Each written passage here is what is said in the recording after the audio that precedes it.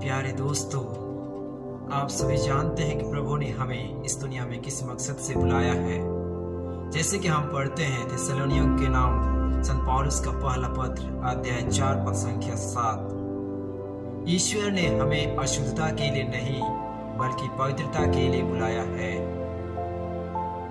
आज हम अपना पवित्रता का स्वभाव को भूल करके हम पापमय जीवन जी रहे हैं। इसलिए आज मैं इस वीडियो के माध्यम से पवित्रता के बारे में या तो अपने स्वभाव के बारे में बताना चाहूँगा। जैसे कि आप सभी जानते हैं कि हमारा आचरण सबों के साथ वैसा ही होना चाहिए जैसे हम चाहते हैं, लेकिन हम असफल हो जाते हैं। इसलिए हमें चाहिए कि हम अपना अच्छा स्वभाव को सदा याद रखें। तो यीशु ने हमें अपने ही प्रतिरूप में बना करके, अपने ही स्वभाव में बना करके हम इस दुनिया में भेजा। आप सभी जानते हैं उत्पत्ति ग्रंथ में कि प्रभु यीशु ने सारे जगत को अपने शब्द मात्र से बनाया, लेकिन मानव ही एक ऐसा सृष्टि है जिसे उसने अपने हाथों से मेहनत से उसे आकार प्रकार दे करके बनाया, ताकि मानव जाति उसके प्रतिरूप बन करके, उसका स्वरूप बन करके उसकी महिमा करने पाए। लेकिन आज सारे मानव जाति उसकी स्वभाव को, उसकी आचरण में नहीं रह करके अपने ही स्वभाव में, अपने ही आचरण में जी रहे हैं। आज हमें प्रभु के पास लौटने की आवश्यकता है कि हम अपना अच्छा स्वभाव प्रभु के करीब प्रस्तुत करें, प्रभु के समान दिखाएं, क्योंकि प्रभु यीशु स्वयं अपने इकलौते पुत्र को भेज करके अपना प्रतिबिंब या तो अपना स्वभाव को व्यक्त किया है। आज हमें जानना होगा कि मेरा असली स्वभाव क्या है। हम जैसे जैसे बड़े होते जाते हैं, मानसिक रूप से और भौतिक रूप से, शारीरिक रूप से हम अपने स्वभाव में परिवर्तन देखते हैं। लेकिन यह आवश्यकता नहीं कि हम प्रभु को भूल जाएं और अपने ही स्वभाव में व्यस्त रहें। आज हमें सोचना है कि क्या मैं प्रभु का प्रतिरूप, प्रभु का स्वरूप को जीने में समर्थ हूं या नहीं। आज हमारे पास सवाल उठता है कि यदि ईश्वर का आत्मा मुझ में वास करता है तो क्या मैं उसका प्रेम को, उसका स्वभाव को प्रकट करने में समर्थ हूं या नहीं। मैं इसके बारे में मैं कहानी के द्वारा इसको बताना चाहता हूं। तो आइए हम सुनते हैं कि कहानी के द्वारा हमें क्या संदेश मिलता है। एक बार एक भला आदमी नदी के किनारे बैठा हुआ था। जब उसने बैठ करके देखा कि बाजू में ही एक बिच्छू पानी में डूब रहा है और भला आदमी से रहा नहीं गया और उसने उस बिच्छू को बचाने की कोशिश किया। उसने जैसे ही उस बिच्छू पर हाथ लगाया, बिच्छू ने उसे डंक मार दिया और उसका हाथ कांपने लगा। फिर भी उसने दोबारा कोशिश किया, दोबारा बिच्छू ने डंक मार दिया। इस प्रकार उसने 3 बार तक उस बिच्छू को बचाने की कोशिश में लगा रहा और तीनों बार बिच्छू ने उसे डंक मारते गया, लेकिन उसने अपना अच्छा स्वभाव नहीं त्याग दिया। लेकिन उसके बाजू में एक युवक बैठा हुआ था। उसने यह देख रहा था और अपने आप में सोच रहा था कि यह बिच्छू उसे बार बार डंक मार रहा है, फिर भी यह भला इंसान इसे बचाने की कोशिश में लगा हुआ है। तब उससे रहा नहीं गया और उसके पास जाकर के पूछा, दोस्त, आपको यह बिच्छू बार बार डंक मार रहा है, फिर भी आप इसे बचाने की कोशिश में लगे हुए हैं।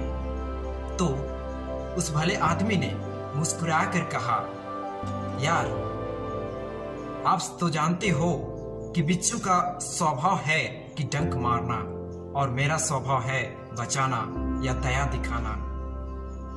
जो कि बिच्छू एक कीड़ा होते हुए भी अपना स्वभाव नहीं भूला है, तो मैं मनुष्य होकर के, ईश्वर की संतान होकर के अपना स्वभाव कैसे भूल सकता हूं। जी हाँ दोस्तों, इस कहानी के माध्यम से हमें शिक्षा मिलती है कि हम अपना स्वभाव भूल चुके हैं। जिस प्रकार इस कहानी में हमें संदेश मिल रहा है कि हम अपना स्वभाव में बने रहें। यदि हम में दया, प्रेम और करुणा दिखाने की स्वभाव है तो हमें सबों के साथ दिखाना है, सबों के साथ अपना आचरण को सामने लाना है, ना कि हम जिसे प्यार करते हैं, जिसे हम अपना मानते हैं, उसके सामने केवल अपना स्वभाव अच्छा दिखाएं। ऐसा नहीं है। हम चाहे हमारे दुश्मन भी क्यों ना हो, हमें सबों के साथ समान व्यवहार दिखाना चाहिए, अपना स्वभाव को प्रकट करना है, चाहे आप कितने भी परिस्थिति में क्यों ना हो, तभी हम परमेश्वर का स्वभाव को प्रकट करने में समर्थ होंगे।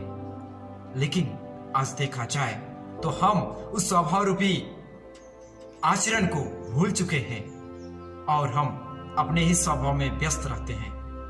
हमें भूलने की आवश्यकता नहीं। जैसे हम पढ़ते हैं प्रवक्ता ग्रंथ अध्याय 19 पद संख्या 27, मनुष्य कैसा है इसका पता चलता है उसके पहनावे, उसकी मुस्कुराहट और उसकी चाल से। यह कहना आसान होता है, लेकिन सच में देखा जाए तो हम परख सकते हैं कि इंसान कैसा है, किस प्रकार का है। क्योंकि आजकल हमारे युवागण अपना हेयर स्टाइल भी तरीका से बनाते हैं। क्या वह ईश्वर का स्वभाव है? बिल्कुल नहीं। वैसे ही हम दुनिया में देखते हैं कि कई हमारे अपने ही ख्रिस्ती लोग प्रभु यीशु का मजाक उड़ा रहे हैं। कहने का मतलब है उसका स्वभाव को प्रकट ना करके शैतान का स्वभाव को प्रकट कर रहे हैं। हमें मनन चिंतन करना होगा कि मुझ में किसका स्वभाव विद्यमान है, शैतान का स्वभाव या ईश्वर का स्वभाव विद्यमान है। क्योंकि प्रभु यीशु ने स्वयं हमें मेहनत से बनाया और अपने प्रतिरूप में बनाया है, तो हमें उसका स्वभाव दिखना चाहिए। यदि उसका स्वभाव मुझ में नहीं दिखता तो जरूर मुझ में शैतान का स्वभाव होगा। जैसे आप सभी जानते हैं कि समाज में क्या होता है, ईर्ष्या, द्वेष, लड़ाई झगड़े और हिसका डाह और यहाँ तक कि टोना टुटका जैसे अन्य समस्याएं हैं जो हमारे अंदर मिलता है, मनुष्य के स्वभाव में मिलता है। क्या ईश्वर ने इस प्रकार का स्वभाव इंसान में डाला है? मुझे नहीं लगता कि वह इस प्रकार का स्वभाव दे सकता है। यीशु का स्वभाव को हम देखते हैं कि वह दयालु था, क्षमाशील था, करुणामय प्रभु था। उसने अपने ऊपर किए हुए कुकर्मों को, अपने सताने वाले सभी इंसानों को क्षमा करके उन्हें एक नई जिंदगी दिया, उन्हें प्रेम किया, किसी से पक्षपात नहीं किया, यहाँ तक पापियों को भी उन्हें क्षमा करके उन्हें नए मार्गदर्शन दे करके उन्हें नई जिंदगी दी। तो क्या प्रभु का स्वभाव आपके अंदर, मेरे अंदर नहीं मिलता? यदि हम जीना जाने, यदि हम प्रभु यीशु का स्वभाव को परखें, निखारें, हृदय से उसे ग्रहण करें, तो जरूर प्रभु यीशु का स्वभाव आज भी हमारे अंदर विद्यमान है।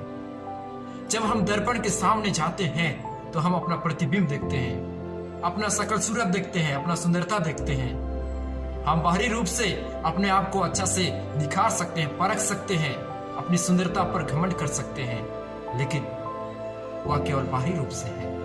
लेकिन हमारे अंदर अच्छे स्वभाव भी हैं जो प्रभु यीशु ने हमें जन्म से पहले ही, सृष्टि से पहले ही हमें डाला है। लेकिन उस स्वभाव को आज हम सही तरीका से उपयोग नहीं कर रहे हैं और इसीलिए उसका परिणाम हम देखते हैं कि हमारे अंदर कई प्रकार के बुरे स्वभाव, कई प्रकार के बुरे आचरण जो बाहर निकल आते हैं, और वह है शैतान का स्वभाव। हमें उस शैतान का स्वभाव को हमेशा के लिए नष्ट करना है और प्रभु का स्वभाव को सामने प्रकट करना है। तभी हम सच्चे मायने में कहलाएंगे कि हम प्रभु के संतान हैं, उसके बेटे एवं बेटियां हैं। कहना आसान होता है, लेकिन जब जीने के लिए हम व्यक्तिगत रूप से समाज में अपने आप को प्रकट करते हैं तो यह कठिन लगता है। क्यों? क्योंकि हम प्रभु की उस स्वभाव को, प्रभु के उस आचरण को अभी तक अपने जीवन में अमल नहीं किए हैं। अमल भी किए होंगे, लेकिन उसे हम पहचानने में असमर्थ हो गए हैं। जैसे मैंने आप लोगों के सामने कहानी के स्वरों में बताया, उसी में मैं जोड़ना चाहता हूँ। सुअर का स्वभाव को आप सभी जानते हैं। उसका स्वभाव है कि वह कीचड़ में पड़ा रहे, कीचड़ में ही नहाता रहे, और उसका स्वभाव यही है कि उसको कितना भी कीचड़ से निकालने की कोशिश करो, उसका स्वभाव है कि कीचड़ में बार बार जाना। ठीक उसी प्रकार आज मानव जाति का स्वभाव भी दिखता है कि हम बारंबार जानते हुए भी वही कीचड़ में गिरते हैं, वही पाप में गिरते हैं। लेकिन आत्मा हमें आश्वासन देता है कि अब गलत हो, हमें ठोकर देता है कि सुधर जाओ, कि जो कर रहे हो वह सही नहीं है, वह ईश्वर का मार्ग नहीं है, शैतान का मार्ग है। लेकिन हम उसे नजरअंदाज करते हुए अपने अंदर ही उसको दबा करके रखते हैं, उसे बाहर निखारने नहीं देते, बाहर आने नहीं देते हैं। और इसलिए हमारे अंदर का अच्छा स्वभाव, यीशु का अच्छा स्वभाव बाहर नहीं प्रकट हो पाता है, और शैतान का स्वभाव ही समाज में दिखता है, परिवार में दिखता है।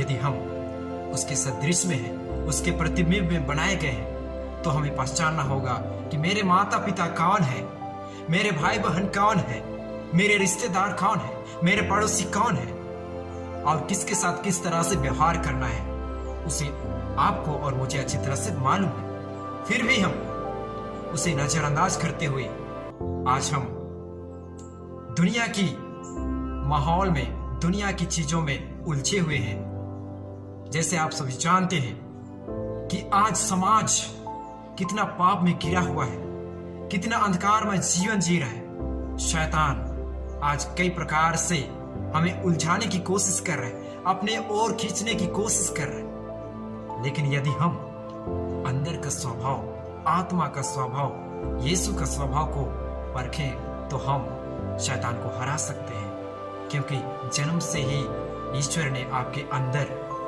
अपना ही स्वभाव को डाला है। आज हमें मनन चिंतन करना है, सोचना है कि क्या मुझ में प्रभु यीशु का वह अच्छा स्वभाव झलक पड़ता है या नहीं। क्या मैं दूसरों के सामने उस अच्छा स्वभाव को प्रकट करने में समर्थ हूं या नहीं। यदि मैं अपने ही माता पिता को, अपने ही भाई बहन को, अपने ही रिश्तेदारों को, अपने ही पड़ोसियों को उस स्वभाव को प्रकट करने में असमर्थ हूं, तो मैं प्रभु यीशु का संतान, प्रभु यीशु का बेटे एवं बेटियां कहलाने योग्य नहीं हूं।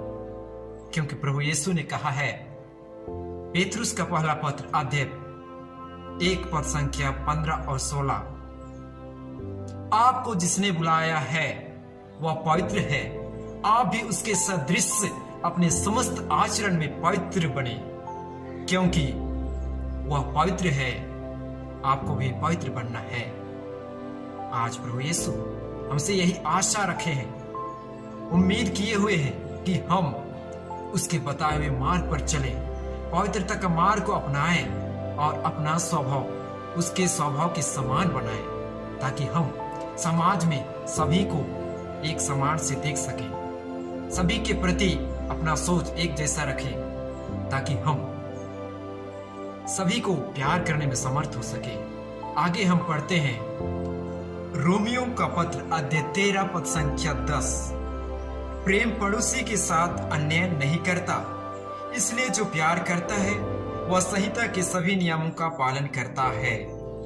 जी हाँ दोस्तों, यदि हम पड़ोसियों को प्यार करने में सफल होते हैं तो अवश्य हम ईश्वर का जो नियम है उसमें पास हो जाते हैं, उसमें सफल हो जाते हैं। लेकिन हम अपने पड़ोसियों को, अपने परिवार में रहने वाले सदस्यों को प्यार देने में चूक जाते हैं, असफल हो जाते हैं, और तभी हमारा स्वभाव शैतान की ओर बदल जाता है, हमारा स्वभाव बिगड़ते जाता है और हम बुराई की ओर अपना स्वभाव टाल लेते हैं और अपने अंदर के स्वभाव को हम दफना देते हैं, हम उसे मिट्टी में मिला देते हैं और प्रभु यीशु को दुख पहुंचाते हैं, उसे बारंबार उसके शरीर में घाव देते हैं। प्रभु यीशु ने हमारे लिए अपना खून बहाया है, अपने शरीर पर घाव ढोए हैं, लेकिन हम बारंबार उसके स्वभाव को धारण ना करते हुए उसे उस स्वभाव को ठुकरा देते हैं। आगे हम पढ़ते हैं यूहन्ना का पहला पत्र अध्याय 2 पद संख्या 6, जो कहता है कि मैं उनमें निवास करता हूं, उसे वैसा ही आचरण करना चाहिए जैसा आचरण मसीह ने किया। जी हाँ, यह वचन हमारे जीवन में एक परिवर्तन का वचन है, बदलाव का वचन है कि हम अपना स्वभाव को बदलें। मैं बारंबार इस संदेश में यही दोहरा रहा हूं कि हम अपना पुराना स्वभाव बदलकर नए स्वभाव को धारण करें। जिस प्रकार प्रभु यीशु ने पुराने आदम का स्वभाव को अपने नए आदम में परिवर्तन किया, बदल लिया, और वही स्वभाव प्रभु यीशु सबके लिए बांटना चाहते हैं कि पुराना आदम जो पाप करके शैतान के मार्ग में चला गया और प्रभु यीशु का मार्ग को छोड़ करके शैतान का मार्ग अपना लिया, लेकिन प्रभु यीशु अपने पिता का कहा हुआ हर एक शब्द को, उसकी इच्छा को, उसकी योजना को पूरा करके उसे अपना स्वभाव का उदाहरण प्रस्तुत किया है। आज हमें उसी का प्रतिबिंब बनना है, क्योंकि हम पढ़ते हैं इब्रानियों के नाम अध्याय 1 पद संख्या 3, वह पुत्र अपने पिता की महिमा का प्रतिबिंब और उसके तत्व का प्रतिरूप है। उसी तरह हम आगे पढ़ते हैं कुरिन्थियों का दूसरा पत्र अध्याय 3 पद संख्या 18, जहां तक हम सबों का प्रश्न है, हमारे मुख पर पर्दा नहीं है और हम सब दर्पण की तरह प्रभु की महिमा प्रतिबिंब करते हैं। इस प्रकार हम धीरे धीरे उसके महिमामय प्रतिरूप में रूपांतरित हो जाते हैं, और वह रूपांतरण प्रभु अर्थात आत्मा का कार्य है। इसलिए दोस्तों, आज हमारे इस आधुनिक युग में देखते हैं कि हमारे युवागण सोचते हैं कि प्रभु यीशु का स्वभाव बदल गया है। जिस तरह टेक्नोलॉजी में कई प्रकार का परिवर्तन आ गया है, वैसे ही समाज में कई प्रकार का बदलाव आया है, तो हमें भी बदलने की आवश्यकता है।